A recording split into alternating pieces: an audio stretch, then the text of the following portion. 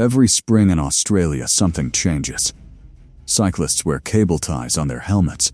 Joggers carry umbrellas. Children run home from school. The Australian Magpie has made its decision, and if you are on its list, you will know about it. But here is what nobody tells you. This bird is not attacking randomly. It knows your face.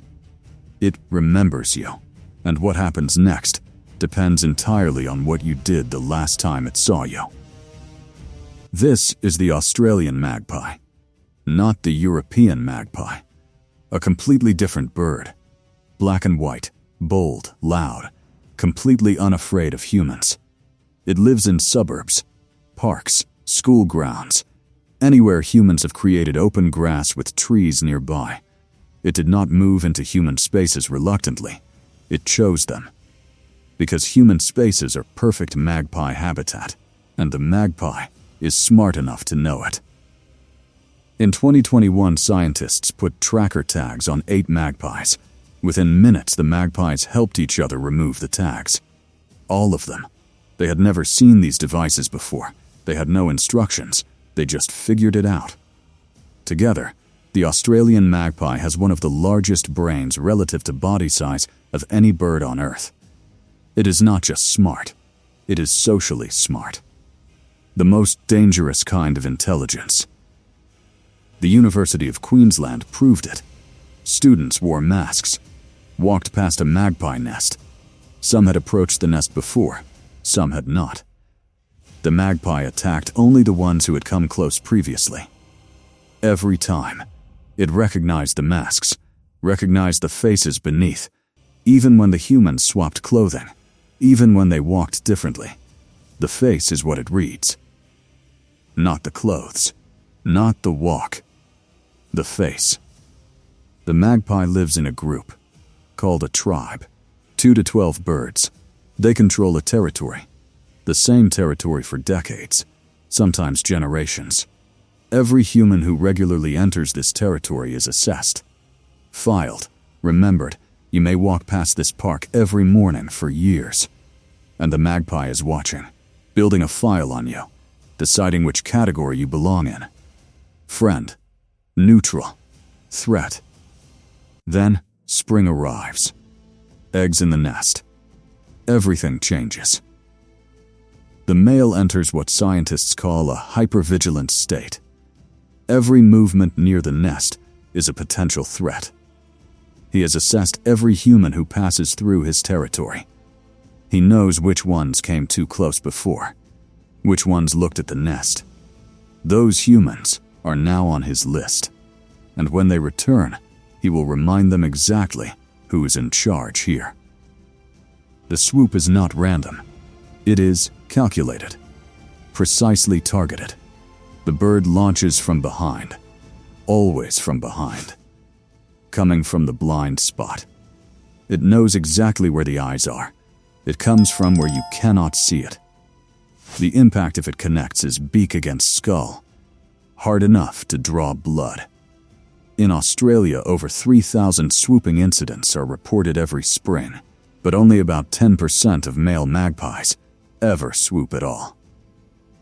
The rest watch, assess, and wait. Watch what happens when different people walk past the same nest. The postman ignored. The dog walker watched but not attacked. The school children mostly ignored. Then, one specific person. A runner who passed too close to the nest 2 weeks ago. The magpie launches, only for that person. Ignores everyone else. Returns to its branch. This is not aggression. This is memory. This is justice, as the magpie understands it. But here is what changes everything. If you feed a magpie, speak to it gently, approach slowly, and without threat, the bird reassigns you, moves you from the threat list to the friend list. And once you are on the friend list, you are protected. The same bird that attacked your neighbor will walk past you without a second look. The magpie does not hate people. It hates threats. And it decides individually what a threat looks like. And then something extraordinary. Documented in Brisbane, documented in Melbourne, documented across Australia. Magpies who trust specific humans bring them gifts, small objects, shiny things, interesting things, a bottle cap, a piece of foil, a small blue stone, left on the doorstep, left on the garden wall. A gift from a wild bird to a specific human, not to all humans, just to this one, the one it trusts. Before all of this, there is the song. The Australian Magpie Carol. One of the most complex bird songs on Earth. Over 300 different call types. Each bird has its own unique voice. A magpie can recognize individual birds by song from over a kilometer away. At dawn, the caroling fills every suburb in Australia. It has filled them for as long as humans have lived here. The Aboriginal peoples of Australia have names for this bird in over 200 languages. It has always been here. Singing. The chicks demand everything. Both parents hunt constantly. Worms, insects, larvae, pulled from the ground with that powerful beak. The magpie is one of Australia's most effective insect hunters. A single pair raises up to 4 chicks, each one needing feeding every 20 minutes. The aggression of swooping season makes sense now. Inside that nest, everything the magpie has depends on keeping threats away. Every swoop protects something. The chicks leave the nest, gray and spotted. Not yet the bold black and white of the adult. They stay close to the parents for months, learning the territory, learning the faces, learning which humans leave food out, which dogs are a threat, which paths are safe. This knowledge passed from parent to chick means the next generation of this territory's magpies will already know your face, before they have even met you. In every suburb in Australia there is someone like this. The person the magpie visits every morning. The one who knows its name, who has watched 3 generations of this territory's birds grow up in their garden. The magpie returns to this person every single day. Not because it is tame, not because it is domesticated, but because it made a choice. A specific, individual choice to trust this specific human. And that choice, once made, is not easily unmade. As the light turns gold, the caroling begins again. The evening song. Different from the morning.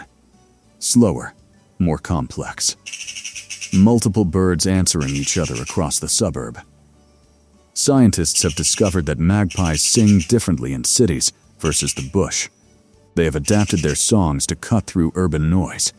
They changed their music to be heard in our world. We changed their habitat. They changed their song. A negotiation across species. In music. Then it ends. Almost overnight. The chicks are strong enough. The threat level drops. The same humans who were swooped for 3 weeks now walk past without incident. The bird watches them, but does not move. It remembers them still. Still knows their faces. Still has them filed. But the reason for the aggression is walking on its own feet now, eating its own food. The war is over, until next spring. Winter in the suburb. The magpie tribe moves together. Peaceful, unhurried. The same bird that drew blood from a cyclist's head in October now feeds on the lawn beside children playing. It is not a different bird. It is the same intelligence applied differently as the situation changes. In winter, humans are neighbors.